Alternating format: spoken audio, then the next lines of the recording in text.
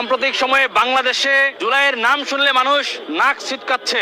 অনলাইনে দেখবেন জুলাইয়ের পক্ষে কোনো পোস্ট বা কোনো ভিডিও যদি প্রকাশিত হয় সেখানে হাজার হাজার নেগেটিভ কমেন্ট।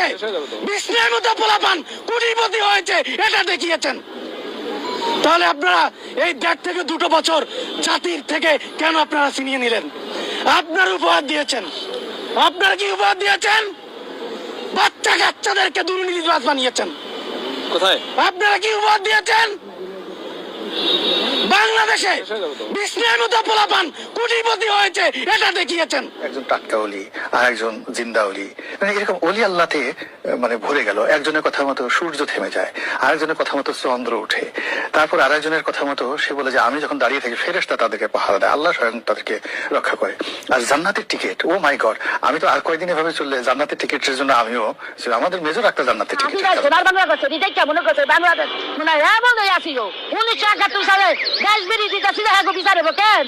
হ্যাঁ বাংলাদেশ উন্নত হইতে দিতে চায় না, গোলাম বানায় রাখছে, পাকিস্তানিরা গোলাম বানায় রাখছে, যত কিছু এই দেশে লইয়া যেত, এই দেশে কিচ্ছু রাখতো না, মানুষের খাইতে দিত না। জানে অন্তর গোলাম, এই যে 2000 সালে দেরি হচ্ছে, জন্মাইছে হয়তো 24-25 বছর বয়স হয়েছে, এটা কি ইতিহাস জানে? এই দেশ কি আছে?